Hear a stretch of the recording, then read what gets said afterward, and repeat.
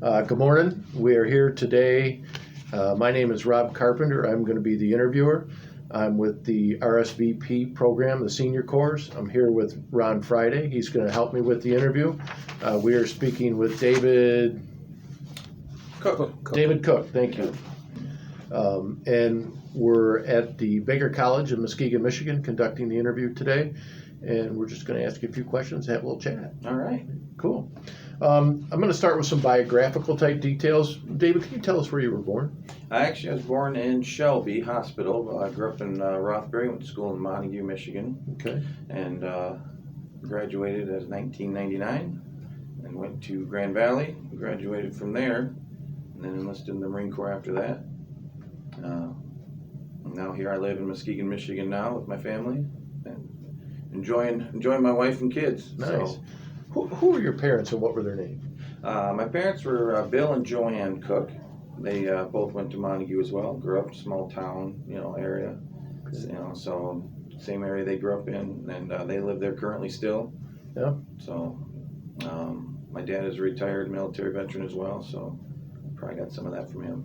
You probably did. Yeah. What did your dad do for a living, or was he just full-time military? He retired from the military, and then he went into the Oceana County up there. He was a police officer up there. Okay. So I retired from there. And how about your mom?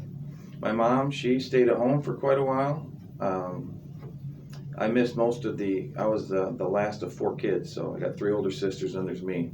So I was the only boy. Okay. With a big 15, 14, and 7 years in between us all. So Oh, wow. I missed most of the military life that, they got more of and stuff. And well, then I grew up, basically I don't even remember when he was done, but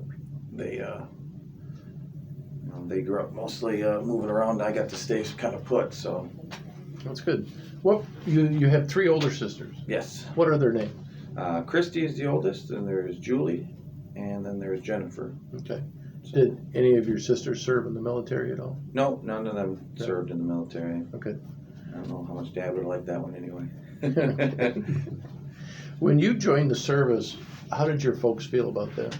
Yeah, I think there was nervousness. I know that, and there was pride on, especially my dad he was a Vietnam veteran, Air Marine. He joined in was 62, so I mean, Okay. 60 years now have Yeah. passed.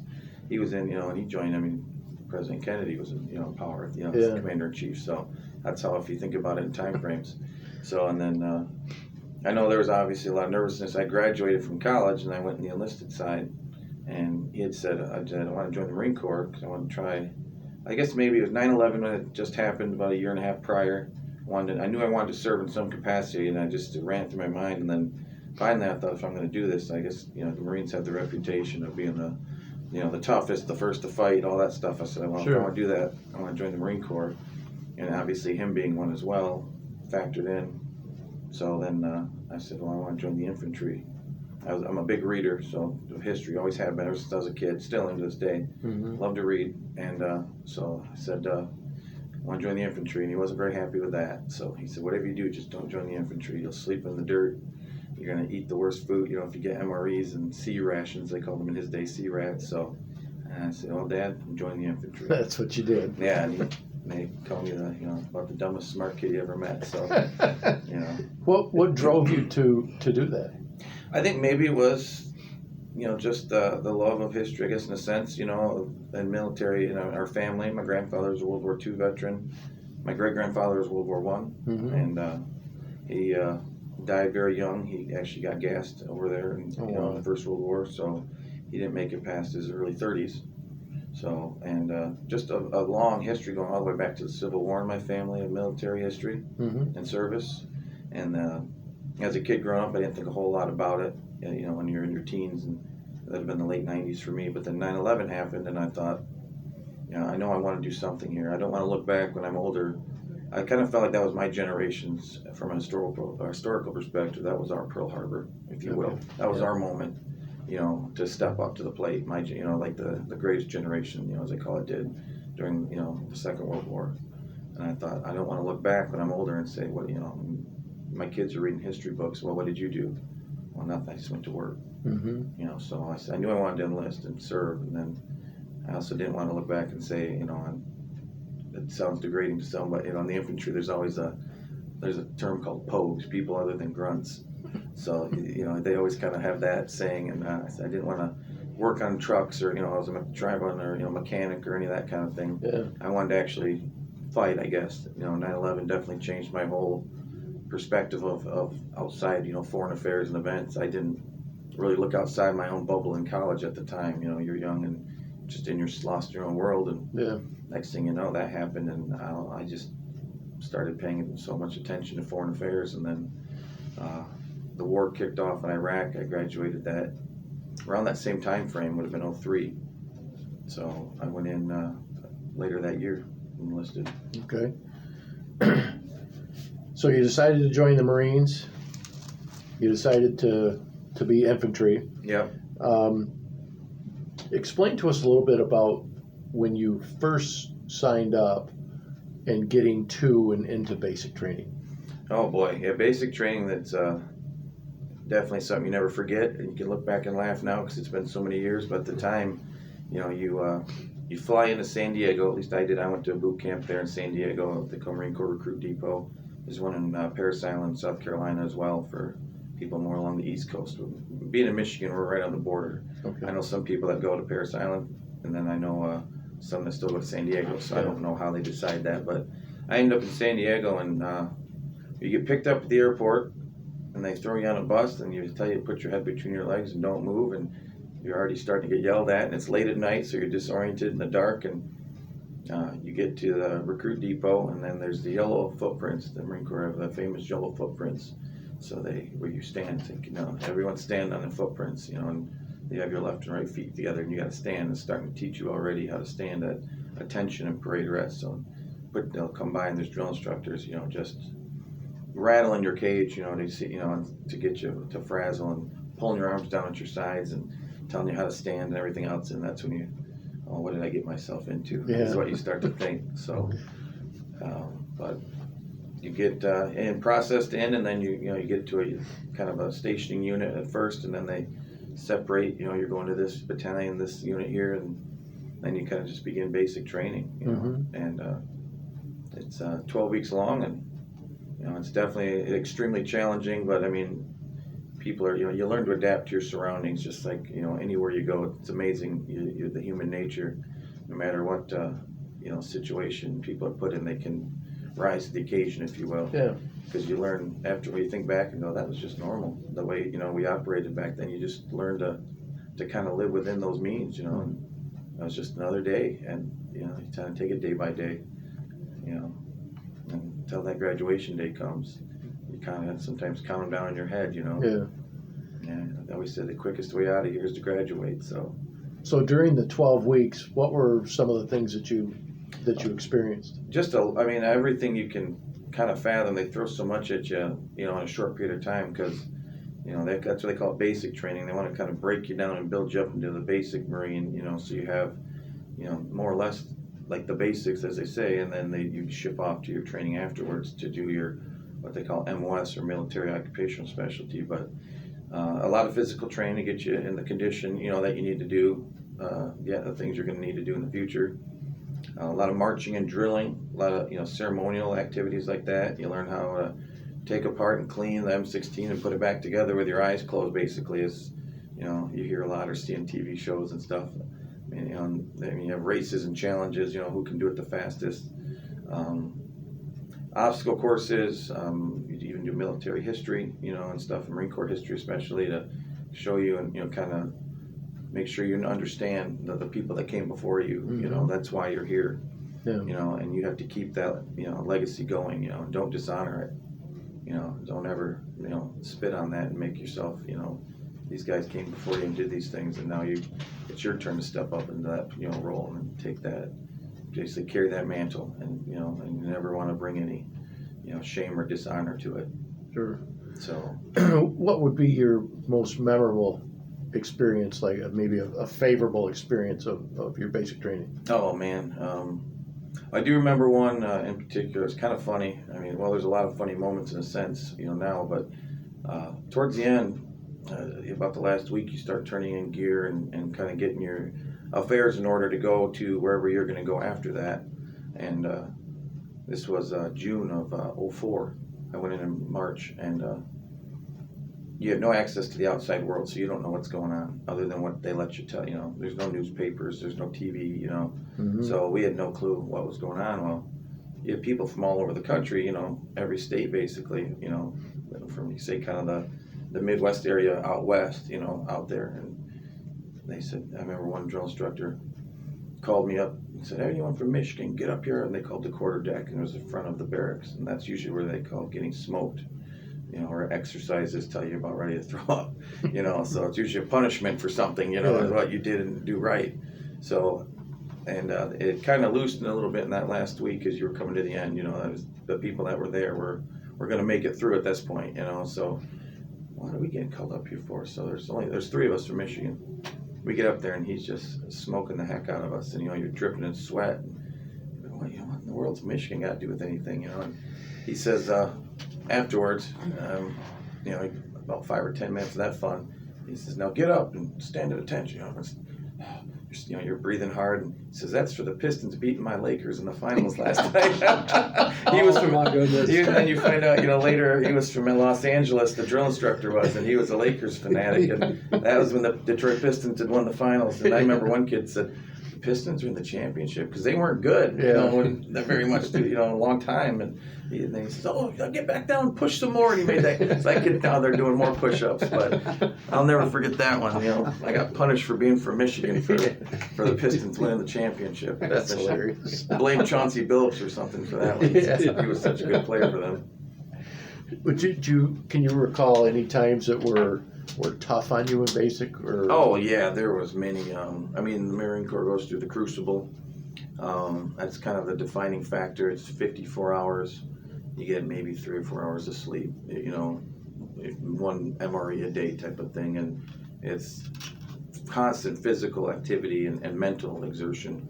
Because what they're trying to teach you too is the weakest link in the chain is always going to be, you've got to carry that too. So everyone has to carry their own weight basically, and you've got to work together as a team unit. There's no individualism. You're all on the same side here. You've got to, whether you like the individual or not, you've got to help them out, and you've got to work together. So every activity is based around like a Marine Corps, you could say, legend. They'd tell you a story, of somebody that was there that had served and had gotten the Medal of Honor. The roads through Camp Pendleton are all named for Marine Corps legends, things of that nature. So the crucible, he was rough. You start to get exhausted, and nerves fray. Guys get angry, and so you're trying to keep everyone, and you really start to see kind of who's going to be a good leader and who's not, because some people want to throw in the towel, some people want to start throwing punches. If somebody's not doing what carrying the expectations, and other people step up and carry even more weight, and and take the bull by the horns, as they say.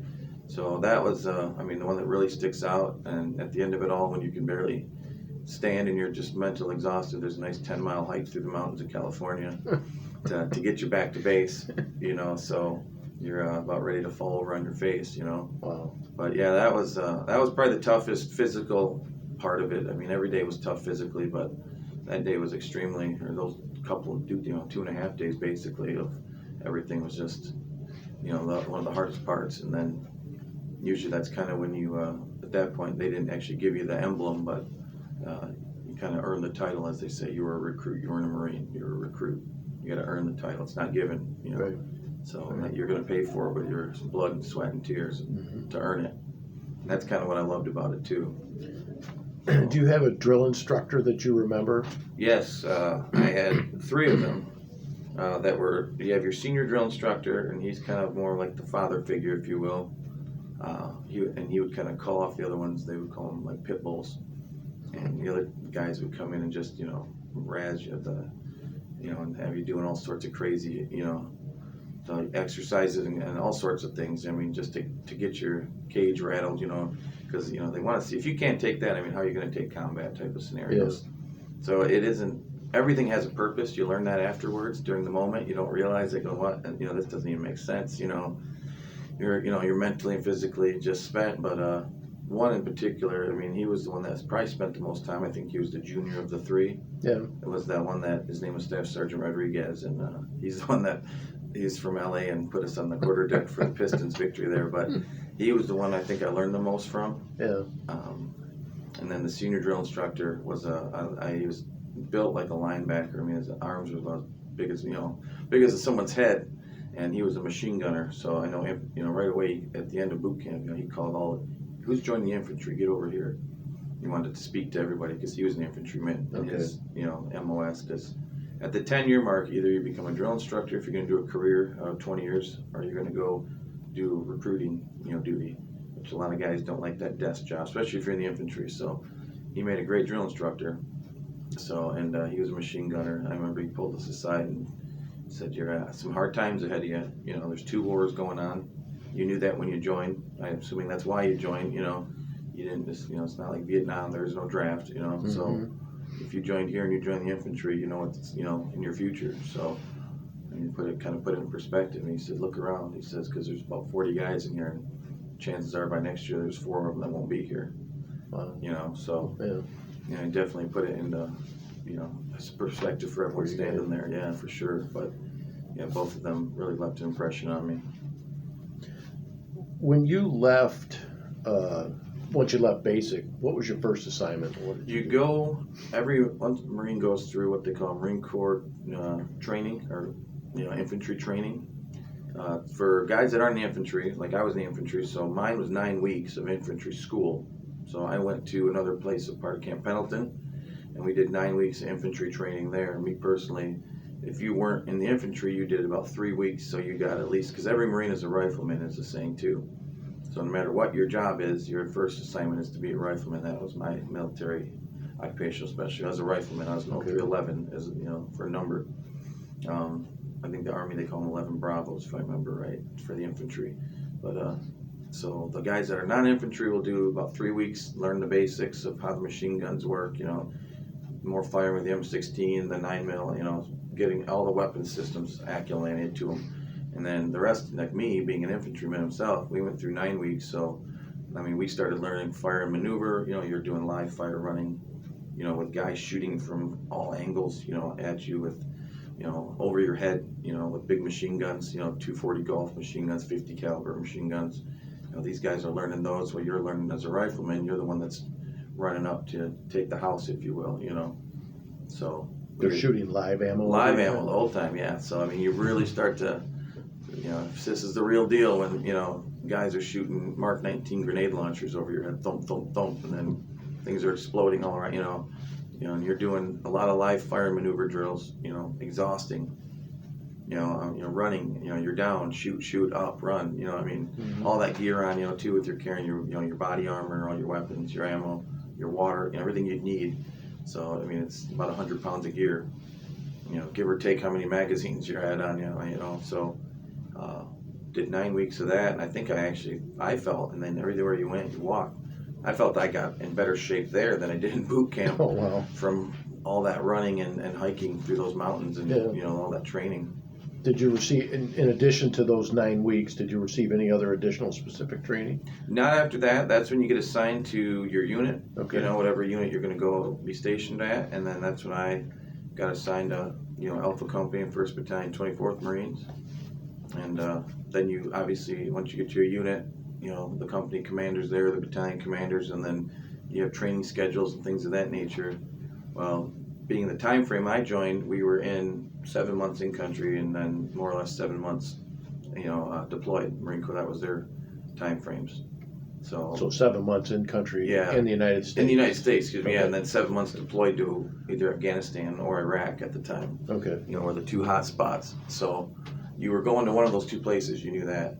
And so when I got to the unit, they had just come back, so there was a little bit of the veterans, a lot of them were getting out, their time was up, so you had your 4-year enlistment, they were leaving. Mm-hmm. So majority actually, I think were leaving. You had a lot of guys that were like me, green, new. So, and we did a lot of build-up and training, waiting for our turn, to deploy. Go over. Sure. Yep. So what was some of that training that you did while you were waiting? It was similar to what we did there, but it got a lot more in depth, a lot more real. And I mean, we even went to like Stu Seagal Studios in San Diego where they had actors, that would portray Iraqis, on the streets because you were going to be interacting with the population every day, walking on patrol. So we did a lot of, training with people, in role playing, if you will. You had veterans that were over there as instructors now, and you would go through different training packages, and they would basically critique you, tell you this is what you did right and wrong type of thing, Yeah. This is what you need to work on. And we learned room clearing, house clearing, because by this point Iraq had kind of become an insurgency, not so much a combat operation where you just, you think about war, people think, like in World War II, it was, clear out a way and get to Berlin, to Germany, or that type of thing. Where in the original build-up, it was get to Iraq, get to Baghdad, take over the capital of that country. Well, now there was no capital to be taken. It was, trying to pacify, and so it became counterinsurgency operations. And we was a lot of training what they called COIN ops, counterinsurgency ops. So a lot of learning how to interact with the population, learning their kind of their cultures. It's a totally different culture over there, obviously, than it is here in America. So we had a lot of, we learned Arabic, as best we could. Yeah. It's a very hard language to learn. So you learn to try to interact with people, and how, the way they treated, their wives would be different. You wouldn't just go up like you would here in America and shake their hand, perhaps, or, it was definitely much more of a personal attack to the male over there is definitely the dominant one, if you will, compared to the culture here in America, where it's more equal, if you will. So you had to just learn all of that, and then learn, like I said, I'd never had how to clear a room. What are you talking about? When you stack 4 guys or 2 guys, whatever you have on a door, and you're gonna learn how to clear out a room, with someone in it, So you're clearing, you gotta make sure left's clear, right's clear, upstairs, you learn angles. You don't just carry your rifle, in. You're gonna be like doing almost a 360, and going all in full circles, going up stairwells, looking around everywhere, inch. We did route clearing, looking for IEDs where they were hidden. That became the dominant weapon of choice from, the insurgency perspective on our end. Getting hit by the roadside bombs, as they call them too. So, where are they at? What are they doing? Are they just by the side of the road, or are they planning a bomb? There was just so many different scenarios. You could have played them out, for years. So they try to throw as much as they can in a short period of time. And then we went through what they call Mojave Viper and 29 Palms. That was like it was about a 4-week course. And that was airstrikes, artillery. Your company commanders calling in things, mortars, the whole show. Can you bring all the pieces of the puzzle together? And you more or less have to get a passing or failing grade. And if you don't make the cut, then they're gonna send you back through it again. And it was, not a good time, obviously. So it's a proving ground. You don't want to be someone that doesn't make the cut, of course, especially in the Marine Corps. So it was definitely something where you stepped up, and some of these ranges you ran could be almost a mile long. So you're just running through different up and down holes and open areas and terrain, and you got mortars raining down over your head on the other side, in front of you, and the enemy's over here, and here's live airstrikes coming down, and strafing runs from A-10s. It was the whole show of what it could really be like. And it was eye-opening for everybody that had never been through something like that, to see just the amount of firepower we could bring to the table. It's just, you think, my gosh, there's no way I could ever survive this. But when it came down to it, you learned it was really the guys on the ground, just those individual units that had to do the fighting. Someone survived, those airstrikes, there's always the next guy, so a lot of times it was you on the ground that saw what was going on. You interacting with the population, trying to win the hearts and minds, as we called it. Sure. So that was some pretty intense. Very intense training, training. Trying to prepare you for what was to come. Yeah. So as real as it could get, as they like to say. Sure. So then when you were done with that, you were deployed. Where did you go on your first deployment? We went to Fallujah, which was pretty, I think a lot of people remember, if they've watched the news at all. That was a big hot spot. What country is that in? Oh, that's in Iraq. It's in the Anbar province. over about 90 miles west of Baghdad, which is the capital of Iraq. That was the hot spot of what they called the Sunni Triangle. Like from a historical thing, a perspective, Saddam Hussein was a Sunni Muslim. There's a Shiite Muslim, similar to a Protestant or a Catholic Christian, if you were religious faith-wise. So when he was in power, they had a lot of power. Well, the country is 60% Shiite, 20% Sunni, and 20% Kurds and other ethnic backgrounds. So they lost their power when he was no longer in there, so they weren't exactly happy we were there. So they sent the Marines into the Sunni Triangle. Good. All right. So we were talking a little bit about your deployment date. Yeah. Could you go back into that for us, please? Yeah, I was deployed to Fallujah in Iraq, and it was part of what we call the Marine Corps the Sunni Triangle. It included Haditha and Ramadi, and it literally shaped like a triangle on a map if you were to look at it. I think I was saying it was about 90 miles west of the capital in Baghdad, and that's where the green zone was, where all the ambassador to Iraq and all that, type of thing was at. So we deployed there. We went to Fort Operating Base, they call them FOBs, black, and they all had a kind of a color. It was right on the outskirts of the city. You could literally see it from where you were standing. There was a train station in the city where I was with Alpha Company. We went to that spot. You had a Bravo Company at a train station. Charlie Company was inside at another building inside the city, and then there was a weapons company that had split up into attachments to each of our units, and they carried the heavy weaponry, the 240 machine guns, like I was saying, I think earlier in training. Those guys, that was their specialty. Their MOS was 0331 machine gunners, 41s were mortarmen. Everyone has a number. 51s were the assaultmen. They shot the javelin missiles that maybe you've seen, people see on TV. The hand-fired, shoulder-to-shoulder ones that anti-tanks.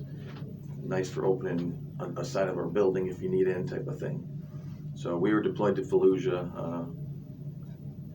kind of during, really, it was 06, the fall. I got there actually or late summer on an advance party. So, people remember back then, the war was getting really unpopular. It wasn't going well. Things seemed sideways. They'd leaked memos saying that the war kind of was lost in the end of our province at that point. So we kind of got in there at a low point, for not so much morale in our unit, but in the country, I think. Okay.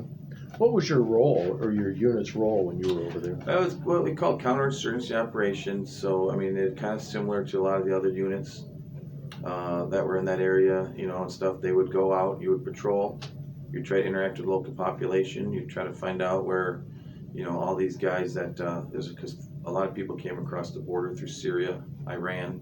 A very porous border control there. Mm-hmm. They would just come, right across, and they were coming from other countries. They were Al Qaeda or ISIS types, and Fallujah was their favorite town, and they call it the city of mosques. It's very religious,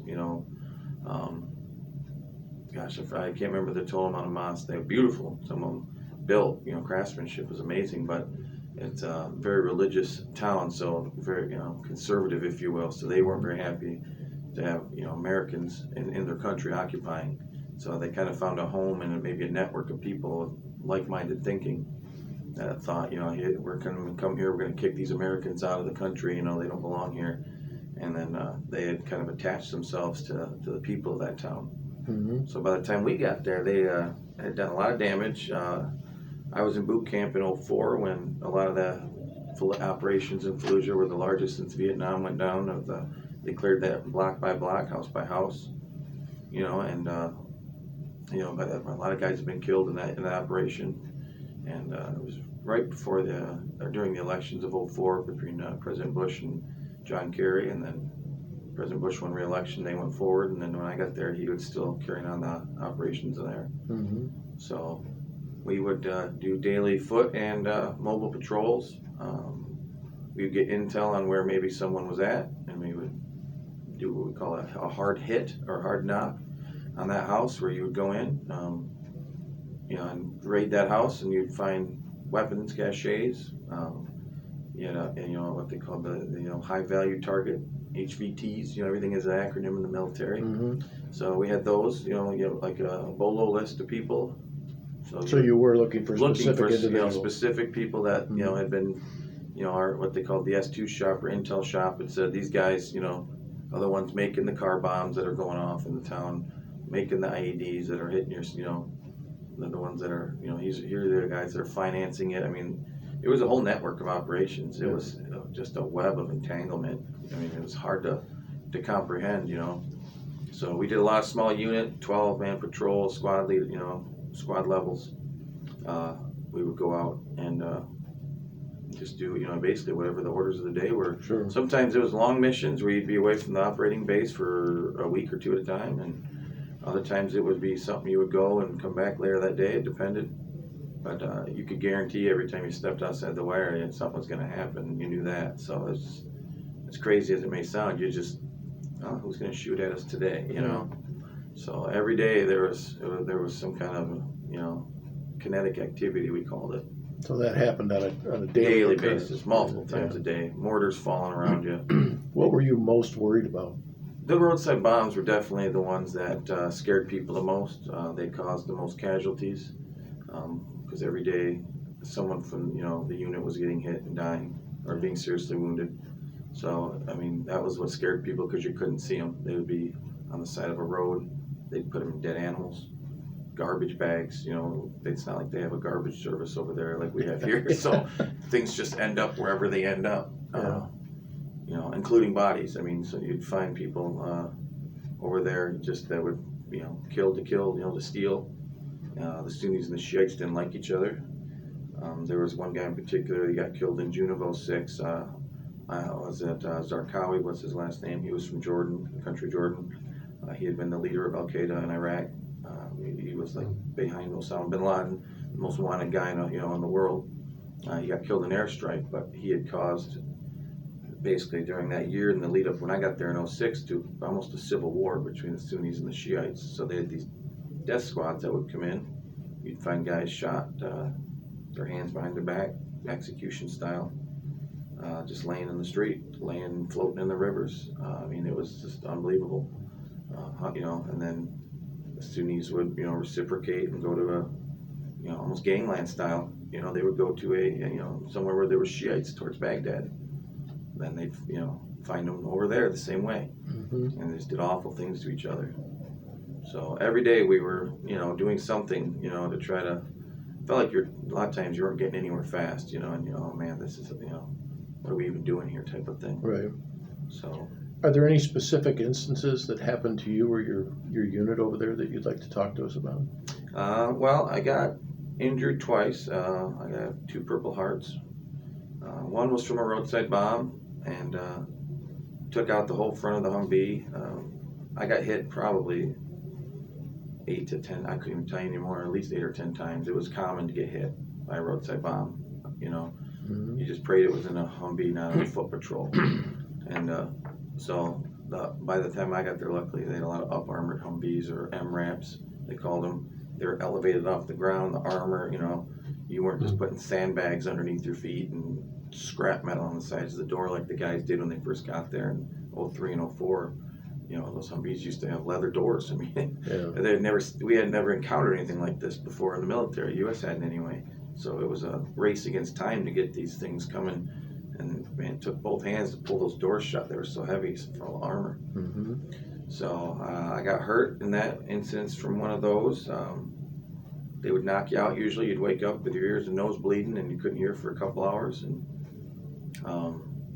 luckily, you do all my body parts are still here, and checking on everyone inside. There's 2, 3 guys in the Humvee, maybe a guy in the turret. Always a guy in the turret, man, and the machine gun on top. So I got hurt in that particular incident, and do you remember when the explosive device went off? I don't remember. I mean, I remember it. I just remember driving along, and you kept distance, dispersion as they call it. So if it did go off, one got hit, and not multiple. Sure. Did that on foot patrols as well. If one guy was going to get hit, it was bad enough. You didn't want 3 or 4. So I don't know what. They would connect it with copper wire to a charging device, maybe 600-700 meters away, and you could follow the wire after the fact. Of course, sometimes before we found probably 100 of them. We probably found 2, but in this one in particular, that hit me and hurt us. They had done the first 2 Humvees went by. They just chose us in the third one. I don't know why, and maybe they just went to 1, 2, 3, but it hit and blew up, and woke up, and like I say, my nose was bleeding, my ears were blown out. That was common, but I had taken some shrapnel through my feet and into my face, everywhere. We had a neck protector, all your body armor, and Wiley X ballistic glasses on, luckily. So, because some of it had punctured through the windshield, and it kind of got into my face up in that direction there. So, I was bleeding pretty good, out of that, and the guy in front with me that was driving did the same. So we walked out, luckily, but concussions, obviously if your ears are bleeding, your eardrums are blown out, your nose is bleeding, it's a concussion. Sure. There wasn't, any concussion protocol like you see nowadays, so much in football even. Back then it was, wipe your nose and ears and let's get back to work. Yeah. So got patched up and stitched up, and I was back within a day, back on patrol again the next day. So. But the other one, you start to kind of probably feel maybe a little bulletproof when you make it through so much. If you're getting shot at every day without, result, you start to think, I guess you kind of start thinking you're 10 feet tall and bulletproof, as the old saying goes. I think a lot of guys felt that, even though, we lost a lot of guys. You kind of start maybe personally thinking you're that way. So it was towards the tail end of our deployment. I remember it was March 6th of 07. You remember the date. We were on a rooftop, and we had finally turned the corner in what we were doing over there. The locals had come and said, basically, these guys are coming in from other countries, these Al-Qaeda types, these ISIS types, and we don't like what they're doing. They're trying to take over our whole towns, our cities, our way of life. They're telling us how we can live. We need to get rid of them. And so they weren't exactly fans of ours, but they said, we were willing to work with you, because they knew where they hid, they knew where the weapons were, they knew what was going on. But a lot of them were scared to speak up as to what would happen to them if they helped us. So it was almost, they called it the Anabar Awakening. There's a lot of books written on it now. So they started basically, saying this is where these guys are at, this is where the weapons are at, and so then almost in a blink of an eye, Al-Qaeda or ISIS, whatever you'd like to call them, that group, they started attacking the local sheikhs that had aligned themselves with us, trying to kill them. Suicide bombings, car bombings, anything to get into these guys, So we stationed a platoon basically right on the edge of this guy's house that was a real close sheikh with us, and him and his militia, we'd worked together. So this guy might have been shooting at me a month ago. All of a sudden is running in to clear a house with me now next to me, and with his face covered with a ski mask and, Adidas tennis shoes and jeans, and you're looking at him and thinking, I don't trust this guy at all. Yeah. But they're doing what they're told. The same, they would follow orders from the sheikh. So, and they would say, this is the house, and we would find. It was unbelievable. As soon as we turn in one report, here's the next one. We would go 2 days without sleeping, because it was just that much action, But at the same time, you were exhausted, but you were accomplishing things, so you almost didn't care. It was like you were finally making, headway after, at this point, it had been almost 4 years of warfare. So we started the Anabar Awakening, and, attacks started going down. But they stationed our platoon towards the end with this local sheikh and his militia. We stopped one car bomb that, the individual tried to run. He had a load filled with explosives and blew himself up. As we started firing, we weren't going to let him cross this certain line, this threshold. But then one day, they were very clever about it. They watched these houses, we were in. We never liked to stay idle very long, because then you became a target. Well, we'd been in that house for about a month, rotating in and out platoons from our company to protect the sheikh. So it just happened to be we were there this time. It was under constant attack. Mortars would fall, and then they were so inaccurate, you kind of start thinking, oh, geez, I hear the thump. Well, they ain't going to land near us. Well, they waited till 2 of the 3 squads of our platoon were out on patrol. They always had constant presence. You always wanted a constant 24/7, presence, almost like police patrolling. You never wanted to not have someone roaming the streets. So they waited until our squad, and we had lost a couple guys by this point that were either injured or KIA. So we were down to about 8 guys, and 4 of us were on a rooftop, and we were standing there, and next thing you know, a mortar lands right on top of the rooftop we're standing on.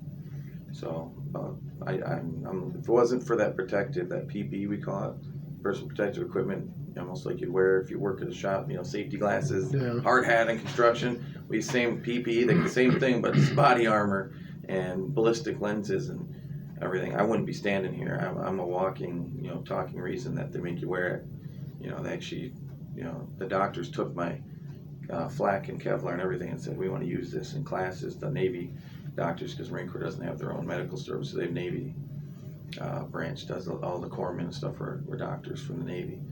And they wanted to use it as an example as to why you have to wear this stuff, because nobody liked it, of course. It was hot. Mm-hmm. And the neck guard here, you couldn't move your neck and breathe, but everywhere that I had that on, I had shrapnel covered.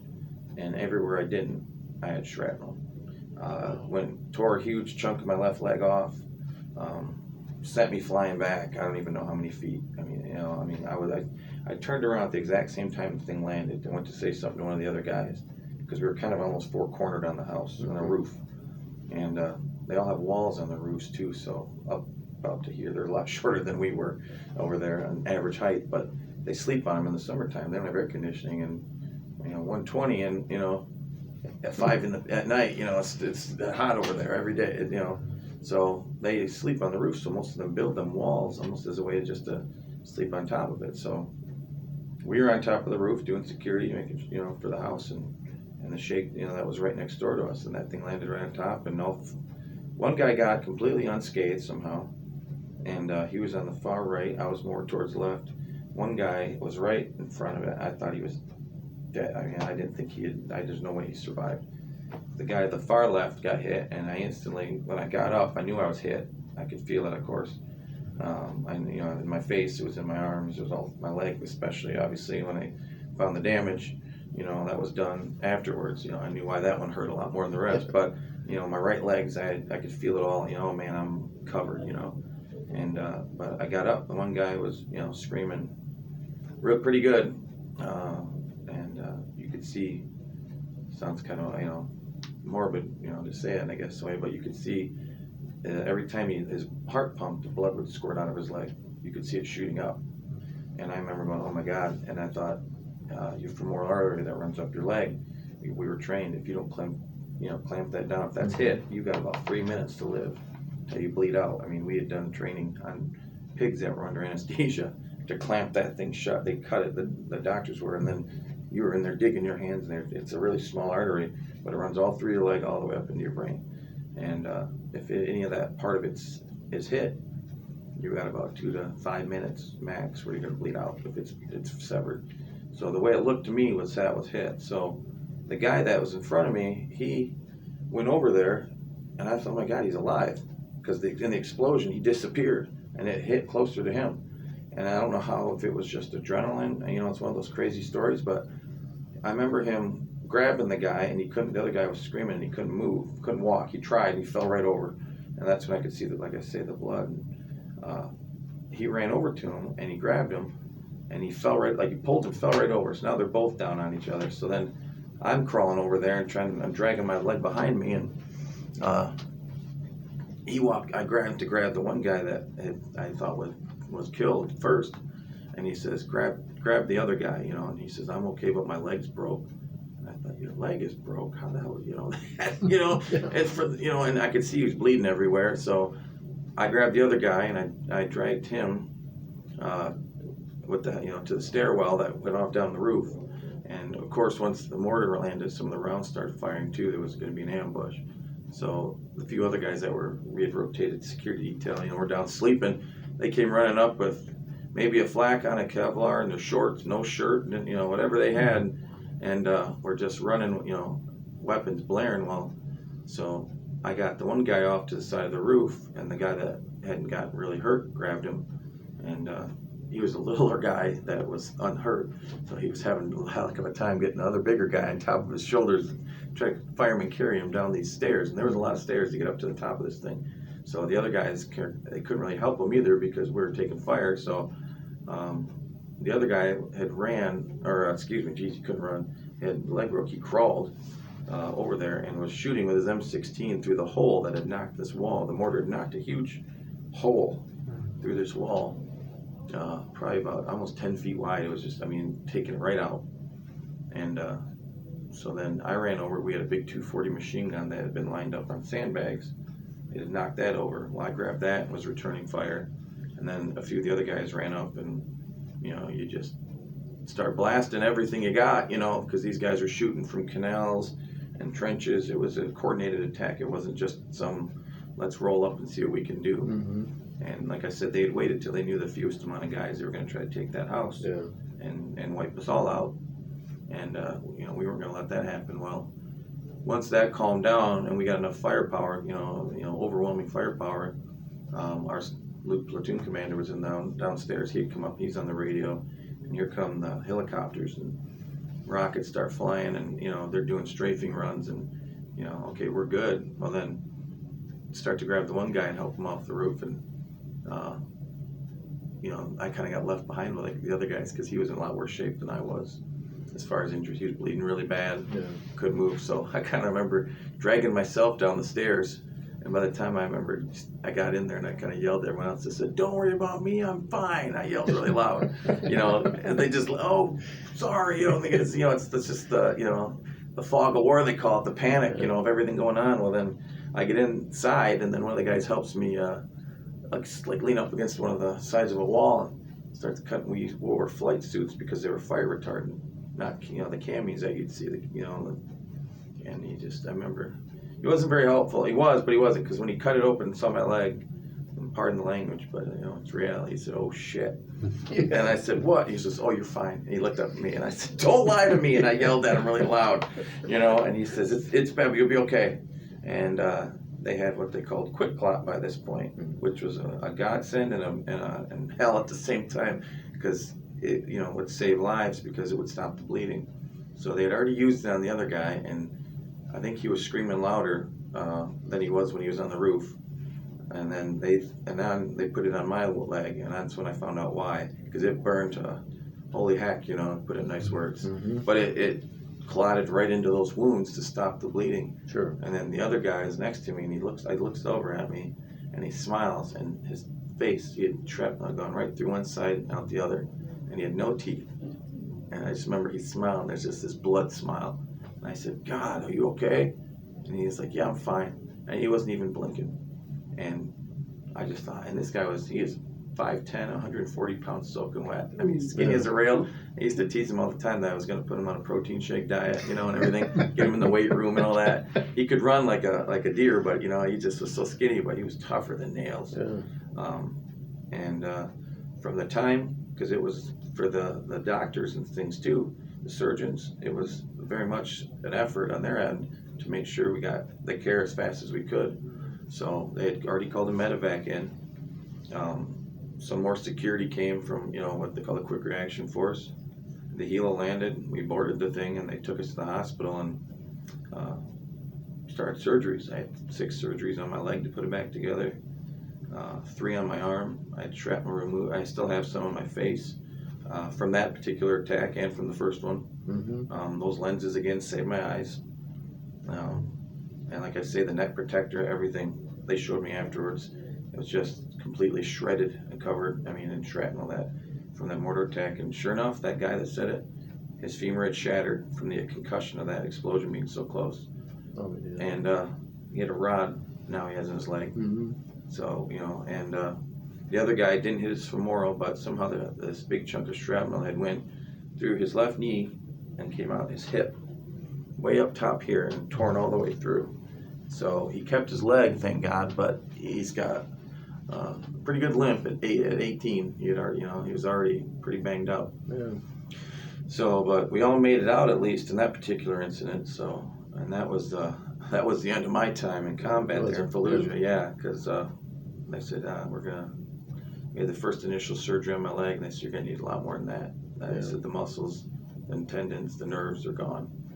So when they air vac'd you out to the hospital, what was your experience past that then? Well, past that, I remember I remember what really amazed me was they said afterwards, because obviously you start to put things into, hindsight. Then when you're got time to lay in a bed, when you're going to 120 every day, you don't think what's going on. But it was 27 minutes from the time that mortar struck to the time I was in a hospital bed. It was that fast, that fast. And they like a stopwatch, like a race. They time it.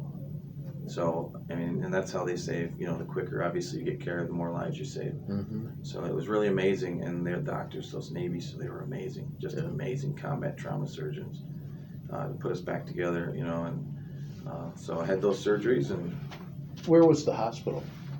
it was at El Taqatum Air Base in Iraq. Okay. A little How bit, far distance-wise was that? probably about 20 miles maybe from where we were at, a little bit farther, but it was one of the bigger air bases there. It was already there when we occupied the country, so it was just kind of like takeover. So we went there, and I spent some time there, about 2 weeks, and then they sent me to the Battalion Surgical Hospital. The other two guys went home through Germany on a flight back home, but I was married at the time, and my son was born on February 16th of 07. So I missed that, but then I was hurt on March 6th. So I said, I'm not going home to California, where they were sending us. I said, my wife wasn't able to just stay there with my brand new son I hadn't met yet. Yeah. And I said, I came here with everybody. I said, I'm going back with everybody that I can, So I stayed the rest of the time there. We left at the end of March, early April. I had a couple weeks in 29 Palms, California, to decompress. They put you through the medical gauntlet of tests, and they don't want to just throw you right back into, here's your family, welcome back home, type of thing. So a lot of physical and mental, tests and things of that nature, and a lot of freedom too, just to, you made it, and go out and have a little bit of fun, on base. And it's in 29 Palms, so there's nothing around unless you like dirt. Yeah. It's just desert and some palm trees. So you could go bowling. That's what all they had. So, but it was, at least you're with your boys, as we like to say, in the barracks, hanging out, just, kind of catching up and kind of getting your feet kind of wet to civilization again. You're in American soil, and I'll tell you what, if anyone hasn't left it and they've been through that, you'll literally kiss the ground you walk on when you land back. Absolutely. On American soil. I got off that plane in California, and I remember I kissed the tarmac, even with my bad leg. Yeah. So yeah. How do you feel that experience has changed you? It changed everything about me. I was kind of a naive college kid, I just had graduated college, went in the Marine Corps. I didn't really learn anything in college. I feel like kids are pressured to go into school. I felt pressured that, you got to go to college, what are you going to do? And I really know what I wanted to do. I kind of was following my dad's footsteps for criminal justice, and I didn't think I really want to do that either. So I didn't learn a whole lot in college, other than, I love to read anyway, so I caught on pretty quick with stuff. And then I learned in the Marine Corps everything about life, everything. I learned more in 4 years there than I would ever have learned. And I could have got my master's and been a PhD in college. I learned, about just living. And, you're working with people that, we had, guys that had escaped gangs from LA that joined them, we had, southern country boys as you could get, rednecks, if you want to call, us from down south, from Louisiana to, guys from out in the East Coast with Boston accents talking about living by the hava, as we used to tease them, like that JFK accent, if you ever watch his speech, that Boston accent. You had New York, everybody you were in one unit, and, all races, creeds, everything together. And you were as close as brothers. And you worked together and you loved each other. And it, it just shows that, it can happen. It doesn't look like in this day and age, with so much divisiveness in the country, but it just changed everything. The way I saw things, my perspective on the world, to not take things for granted, obviously. It taught me all about leadership. Hard work, determination, commitment, overcoming adversity, how to adapt. Everything that I apply now to my life and I basically learned from the Marine Corps. I didn't learn, no offense, Grand Valley did a good job, but I didn't learn anything from, compared to what I learned in the U.S. Marine Corps. Yeah. When you came back, how did your family or friends treat you any differently? I think they kind of treaded lightly at first, not knowing, especially because I threw the crutches I had in a trash barrel, in California because I wasn't going to walk home in front of my family with crutches. I remember stupidly prideful, still am probably too much, but foolish pride, and because I needed them, but I remember I ditched them and I just kind of hobbled. So, but I think they, I had never met my son, so when I got home, I hadn't seen my wife in almost a year, and now I have this brand new 3-month-old baby I haven't met. So, I mean, talk about a reality check and, change. So, I mean, I remember, I don't even mind. I broke down like a little baby too, crying when I met him, saw him, and then of course my dad, my parents and, my in-laws, I mean, so much family were there to see you. Yeah. And, coming from my dad saying you couldn't come home from Vietnam as uniform because they'd spit on you, to what I got as a reception where people lined the streets with flags. I mean, they really made you feel appreciated, I guess. So just a totally different atmosphere. And I really felt for him in that moment too. At least his son got to, get what he should have got. Yeah. So, the people definitely, they treated you well, don't get me wrong, but, it was definitely kind of keeping their distance, don't want to bother you type of thing for a while. But, I definitely said, no, come over, hang out, see me, I missed everybody, let's catch up type of thing. So, as you look back on your time in the service, what would you say would be like your best experience? Just the camaraderie, for sure. I miss that to this day. I mean, you're still friends with, you never lose them. I could call today and have, 20 guys, here tomorrow for whatever I needed, if it, whether it be helping to build something or helping to hurt something, I mean, whatever you need. I mean, those are guys, and I would do the same for them. Sure. They are as close as brothers you are with them. It doesn't, once you go through those kind of experiences, those traumas, those losses, you're never the same, but those people that went with you, are the only ones that really understand what you went through. So I think just that camaraderie that you gain and those brothers you gain, those brothers in arms, we call it. Yeah. I love those more than, I'd lay my life down for them to this day. Sure. And they would for me. And I don't think you can find that anywhere else other than for maybe family, Yeah. Right. So that's probably the thing I miss the most, is just being around that every day. Because it's not the same going to work 9 to 5 type of thing every day, Yeah. I love my work family too here, but it's just not the same. So I tell my wife that all the time, I miss that. And I think that's why my dad stayed in for so long and did a lot of things too. Volunteer fireman, stayed and did that for 20 years, and policemen, all that stuff, because you get a little bit of that camaraderie there too, with that, going through those things together. Absolutely. That environment's, similar as they can get. Yeah. So. Do you remember your last day in the service? I do. It was the same, March 23rd, I went in 2004, I got out in 2010, had a couple years in the reserves. And the tradition is you get thrown into the Grand River in Grand Rapids. I was in the unit there. So it was March 23rd, so you can imagine how nice and warm that was. So I said, you guys let me get him. By this point, I was a squad leader and I was a sergeant. I said, you let me get my cell phone and my wallet out, and then I'll go in. And I said, but you are not dropped, because you don't know when it's coming. They don't just tell you we're going to do it now. Yeah. So it's usually towards the end of, they call the last formation, and then you get dismissed, from the company commander. Well, then as soon as I hit dismiss, it's usually, so he looked over and at me and says, company dismissed. And I got bombarded by about 50 guys, and I'd already given my wallet, my keys, and my phone to a friend, and, said, hold these for me. Yeah. So, and I went and I took a drink in the Grand River, and I came screaming out of there because, holy cow, it took your breath away because it was ice. It was ice still in there.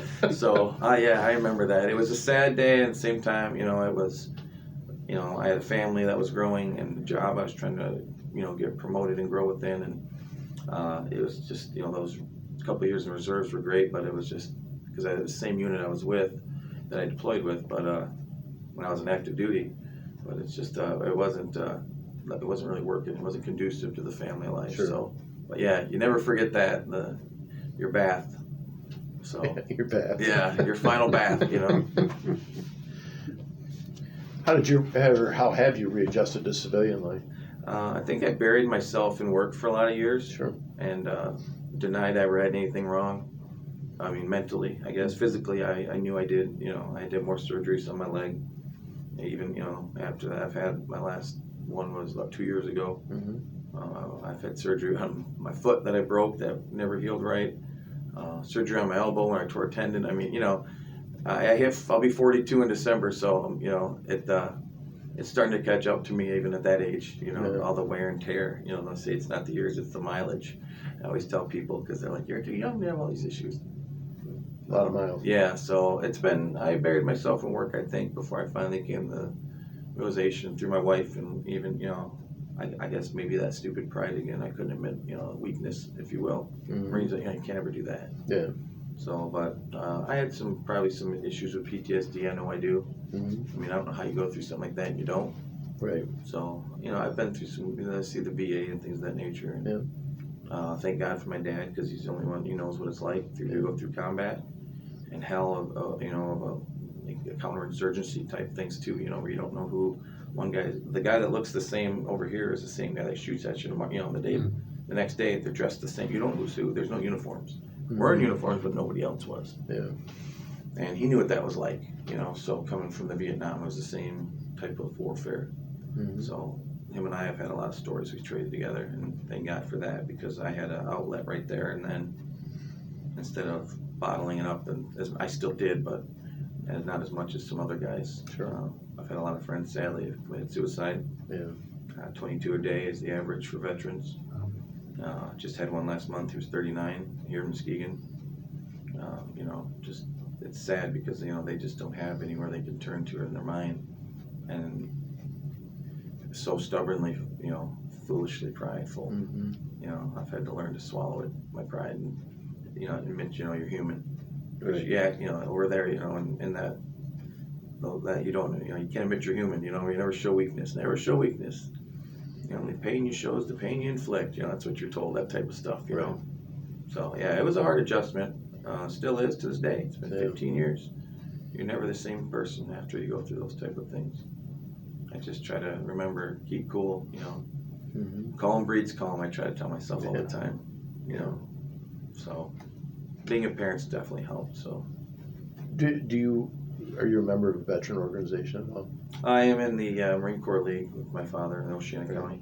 That's nice. And they actually named it after a guy in my squad, Brett Whittabine, from the Hart area. Yeah. There's a road named after him up that way now. So it's the Brett Whittabine Detachment. Okay. So I do that. I was in the VFW for a little bit, but haven't joined that probably about 5 years now. Sure. Do you attend any reunions? Yeah. We'll have some. We did, what was it, 10 years? I went to that one. So, and then a lot of times you just get together in small groups, 10 guys, 12 guys, You get kind of on your own? Yeah, a lot of times. Guys did one on the Marine Corps birthday yesterday. I couldn't make it, but there's a memorial to the 5 guys from our company that were killed. We lost 22 in the battalion, over 200 wounded, including, obviously me. Sure. We really took a lot of hits. But I feel like we really turned the corner in Iraq and stuff, and so yeah, I attend a lot of that stuff that I can try to get to see those guys, and they tease me about the gray in my facial hair now, and all that stuff, and the hair that's not on my head anymore, and, that type of thing, all that fun, so getting older, but it's just you miss those guys, and then it's like you never missed a day though when you see them. You pick right up where you left off. A friend of mine is the district attorney in Kalkaska. He was in my squad. And went up to see him, and the beautiful colors up there, and he's a pilot. Says, "You want to take a plane ride?" Sure. So he took a plane ride, and he's like, "Here, take the controls." And my wife's in the back saying, "Don't let you over the head. Don't let him do it. Don't let him do it." So I'm getting control of his little single engine Cessna. It's not it's not a 747, but just to see him, when it was like we had never missed a beat. I hadn't seen him in a few years. So yeah. That's good. That's really cool. Yeah. So you talked about how you like to read, and obviously from the books you read, you're into history. You enjoy history, and you enjoy love history. Maybe some of military history type things. That's probably my biggest passion for reading. So now that you've actually been in the service and gone through maybe a lot of the things and experienced a lot of things that you've read about, has your mind changed? Or have you changed in your thought about war? Yeah. Versus what? It has. I mean, and I remember I grew up in the 80s. Rambo was around, So I think sometimes war, is glamorized. and and through movies, and it should be in some ways to show the sacrifices that people make. I mean, movies like Black Hawk Down, I thought really did a good job, especially after I'd gone through similar situations of showing what these guys went through. And it does need to be seen. I think should be required. I think for the American public to see, especially considering 1% of the population serves now, and then 1% of that actually sees combat. So, very few people understand what it's like. So sometimes TV is the only outlet they have to see it, a movie, a show. Most people don't like to watch documentaries on PBS about it. So reading, it's definitely changed my perspective, because I think maybe in my mind I kind of done the same thing. You look at it and these guys are just larger than life characters, and they are, but what they went through, to get there, you don't realize that as you read about them. Right. You read, like General Grant, and President Eisenhower, and even President Kennedy and his PT-109 incident. I mean, I read about all this stuff growing up, and these guys, but what they went through was hell. I mean, to get to that, where you're reading books about them. So it definitely changed your outlook on things. Sure. Now that you've experienced Yeah, now that I've firsthand. experienced it myself, yeah. You realize what these guys, and it actually makes you probably appreciate them even more, that they were willing to do that and to go through what they went through, for the betterment of the country, and really, whether you like it or not, civilization, because, getting rid of a guy like Saddam Hussein who butchered his own people, right or wrong, because it's not maybe our business to invade a country, and do that. You wonder how many lives you save now, because he's not there. Right. That type of thing, and we had it pretty pacified by the time I left. So my sister got me a T-shirt that said Iraq, we're winning when I left. So, that type of thing. Yeah. Obviously things went sideways when we did leave, and they seem to have, somewhat turned the corner. It's kind of up in the air, but I really do feel like we made a difference. I do. I'll never, no one will change my mind about that. I saw it with my own eyes. When you're feeding a starving child, or family that hasn't eaten in a few days, and you're feeding them and they're crying, that you've given them, MREs and, canned soups and ravioli or whatever, that someone sent from home. Sure. Yeah. If you're giving them that and they're crying over that, holy cow, we got it lucky here. Yeah. Yeah, absolutely. Yeah. So this is, obviously we're recording this for future generations to watch, and you're doing an amazing job, by the way, thank you. If you could leave a message, one message for future generations, what would you say? One message, because like I said, I have two boys, they're 15 and 8, so, I think of them a lot in the future, is just don't take for granted what you have, and it's not always going to be there. It's not just a guarantee, our freedoms, our way of life.